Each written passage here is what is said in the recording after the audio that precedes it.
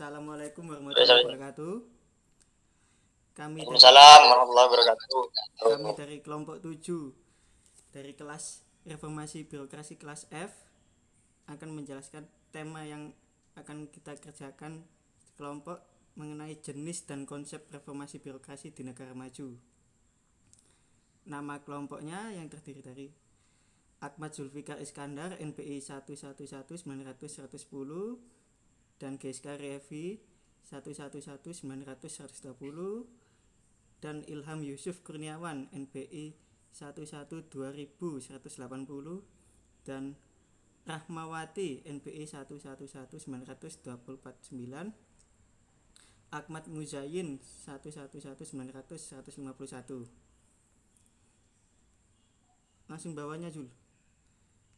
Kata pengantar, segala puji dan syukur hanyalah milik Allah Subhanahu wa taala yang telah melimpahkan ilmu, salawat serta salam semoga tercurah kepada Rasul beserta keluarganya.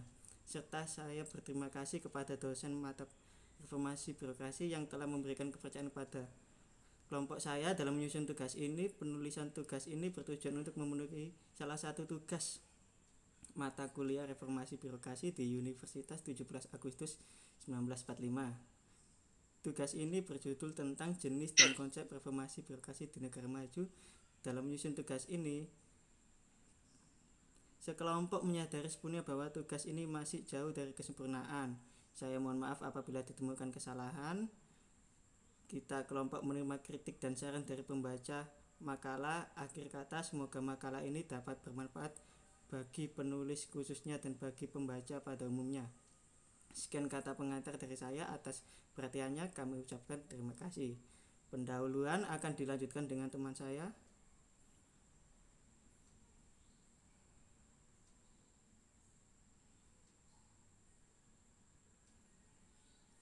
Pendahuluan, latar belakang. Reformasi birokrasi adalah penyelenggaraan pelayanan publik yang merupakan suatu proses yang bertujuan untuk memberikan berbagai jenis layanan yang mengurusi segala hal yang diperlukan oleh masyarakat, baik itu pemenuhan hak-hak sipil dan pemenuhan kebutuhan dasar masyarakat. Perkembangan administrasi negara sendiri di negara-negara maju sejak tahun 1998 berlangsung sangat pesat yang mengarah pada manajemen pemerintah baru, neopublis manajemen. Dan Indonesia sendiri termasuk negara yang berkembang. Di Indonesia sejak reformasi digulirkan sangat banyak upaya yang telah dilakukan lebih mendayagunakan administrasi negara, antara lain melalui reformasi birokrasi, berbagai upaya perbaikan reformasi pemerintah rangka memberikan praktek KKN dalam penyelenggaraan pemerintah, meningkatkan kualitas pelayanan publik dan memperkuat fungsi lembaga pengawasan. Konsep birokrasi modern, reformasi birokrasi dan pelayanan publik beserta suatu paradigma pengawasan dalam mewujudkan birokrasi modern. Pembentukan sejumlah lembaga pemerintah. Hal ini karena kualitas kontrol dari lembaga pengawasan memiliki peranan yang besar dalam menciptakan tata kepemerintahan yang baik, good government. Kontrol atau pengawasan adalah merupakan salah satu fungsi manajemen yang memiliki fungsi untuk mengawasi. Selanjutnya akan dijelaskan oleh teman saya. Rumusan masalah yang akan dibahas. Yang pertama, bagaimanakah perkembangan konsep-konsep reformasi birokrasi? Dan kedua, bagaimanakah penerapan konsep reformasi birokrasi di Indonesia? Dan ketiga, jelaskan jenis-jenis birokrasi. Tujuan penulisan, berdasarkan uraian latar belakang di atas dan rumusan masalah, maka tujuan penulisan ini adalah untuk mengetahui tentang poin pertama, perkembangan konsep-konsep reformasi birokrasi. Poin kedua, penerapan konsep reformasi birokrasi di Indonesia. Poin ketiga, untuk mengetahui jenis-jenis birokrasi. Selanjutnya pembahasan akan dilanjutkan dengan teman saya.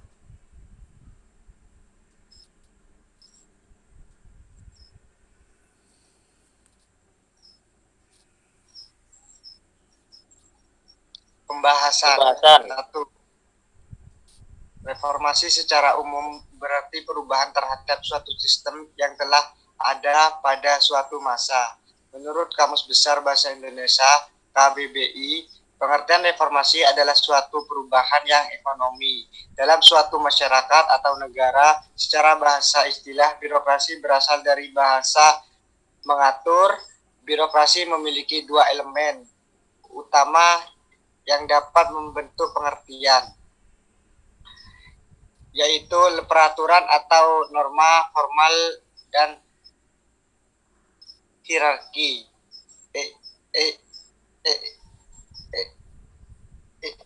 Jadi dapat dikatakan pengertian birokrasi adalah kekuasaan yang bersifat formal yang didasarkan pada peraturan atau undang-undang dan prinsip-prinsip ideal bekerjanya suatu organisasi. Birokrasi merupakan instrumen penting dalam masyarakat yang kehadirannya tidak mungkin terelakkan. Dalam dunia pemerintah, konsep birokrasi dimaknai sebagai proses dan sistem yang diciptakan secara rasional untuk menjamin mekanisme dan sistem kerja yang teratur, pasti, dan mudah dikendalikan. Reformasi birokrasi adalah perubahan pola pikir, mindset, dan budaya kerja.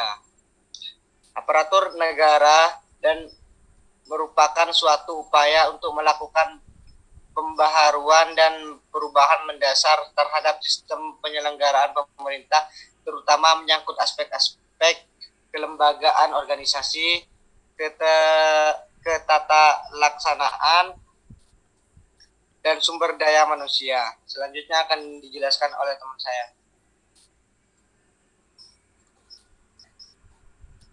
2. Penerapan konsep reformasi birokrasi di Indonesia masih belum optimal. Rendahnya komitmen dari berbagai instansi penyelenggaraan masih belum bebas dari korupsi.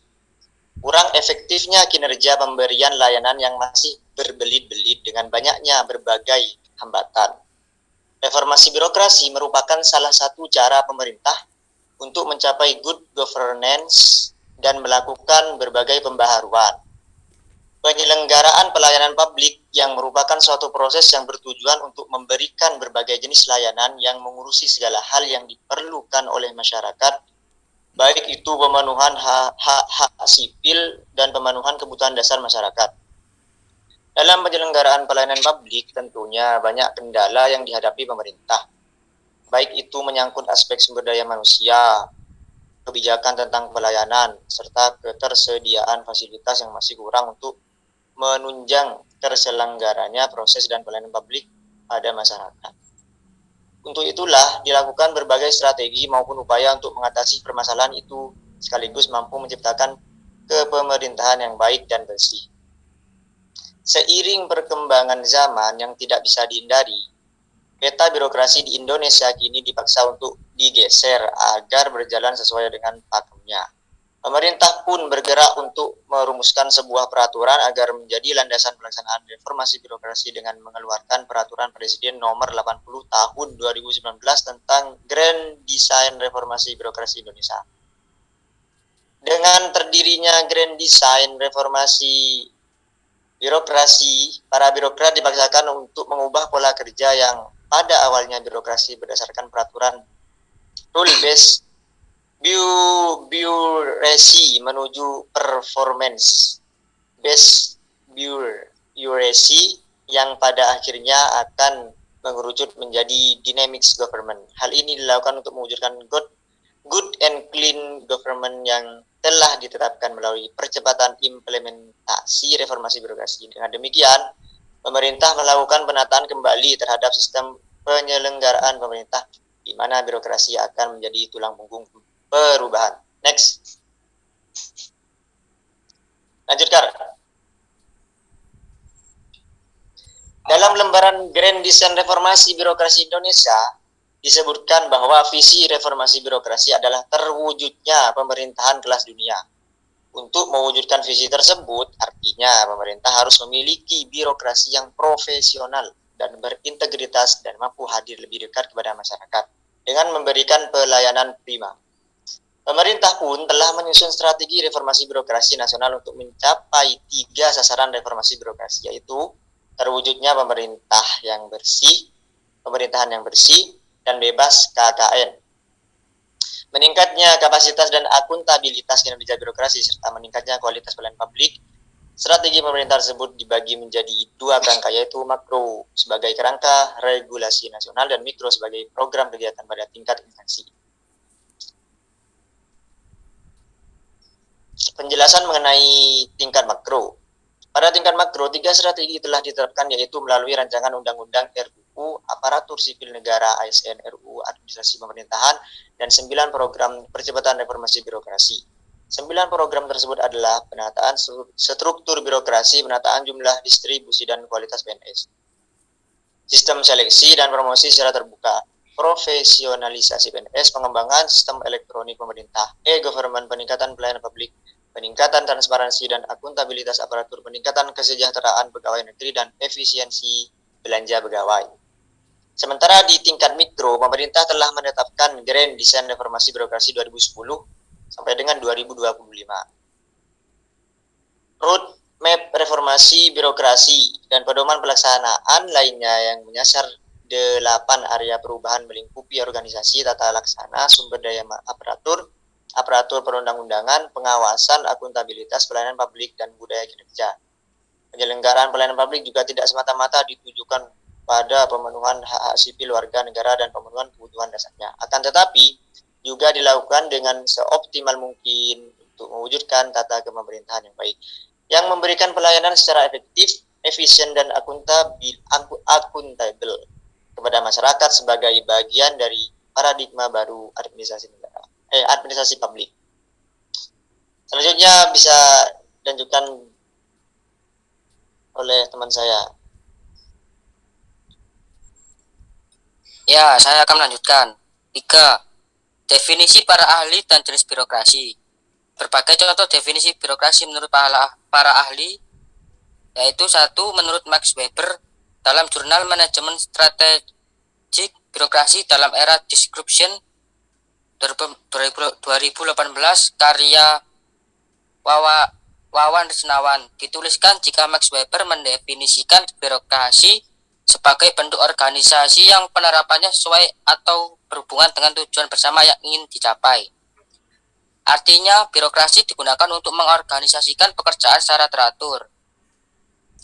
Dan kedua, definisi birokrasi menurut Dwi Jowijoto ialah lembaga yang sifatnya kuat dengan kemampuan peningkatan kapasitas potensial terhadap hal baik serta hal buruk, yang keberadaannya sebagai instrumen administrasi rasional yang netral. Jenis-jenis birokrasi dan contohnya. 1. Birokrasi pemerintahan umum adalah rangkaian organisasi pemerintah yang menjalankan tugas bersifat umum mengarah ke regulatif, function, atau sifatnya mengatur. Contohnya, bidang ketertiban dan keamanan. Kedua, birokrasi pembangunan adalah rangkaian organisasi pemerintah yang tugasnya spesifik atau khusus, yang bertujuan ialah membuat tujuan pembangunan masyarakat. Contohnya pada bidang pertanian, kesehatan, pendidikan, dan industri. Dan yang ketiga, birokrasi pelayanan adalah rangkaian organisasi pemerintah yang berhubungan dengan masyarakat. Fungsi utamanya ialah untuk memberikan pelayanan kepada masyarakat. Contohnya pelayanan KTP, paspor, dan sebagainya. Next.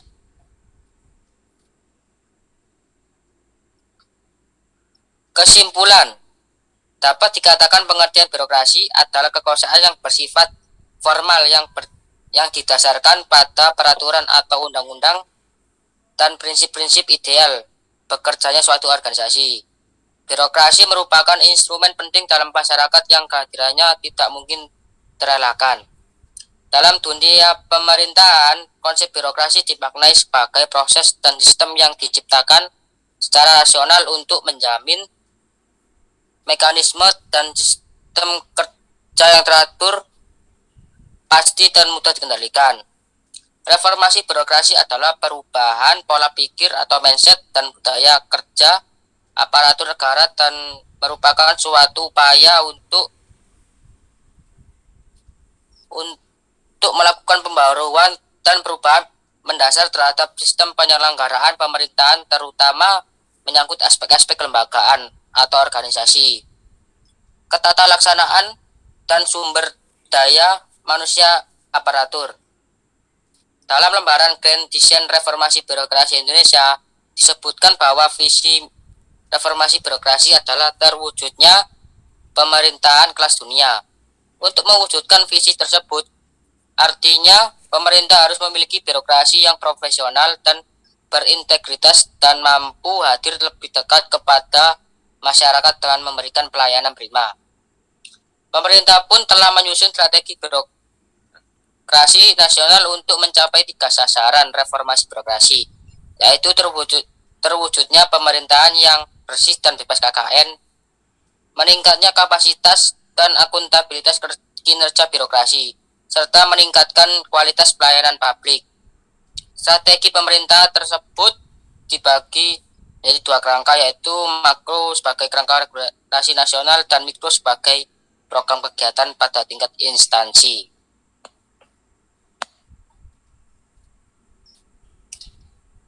Ya, saya akan serahkan kepada teman saya. Yang belum, Mbak Rama.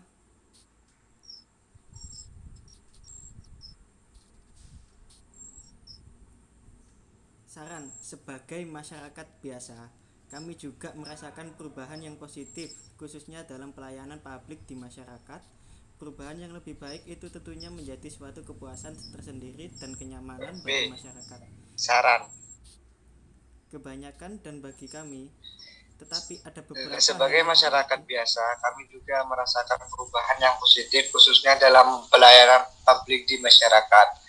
Perubahan yang lebih baik itu tentunya menjadi suatu kepuasan tersendiri dan kenyamanan bagi masyarakat kebanyakan dan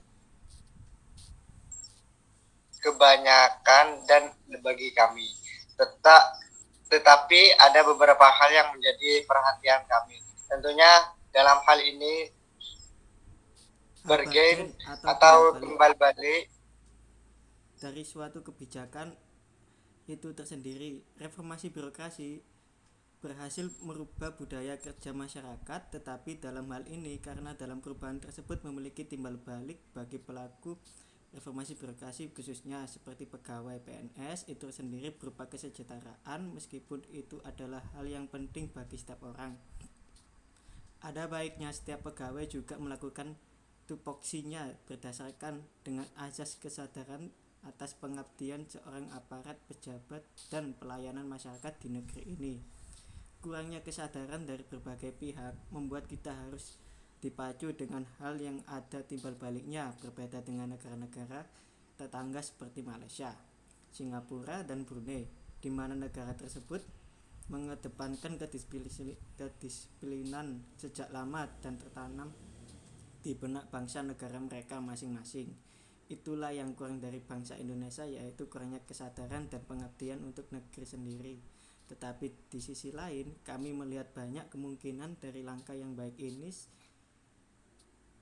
Semoga langkah perubahan yang dipagari kebijakan reformasi ini menjadi langkah awal baik untuk menyusul negara-negara maju.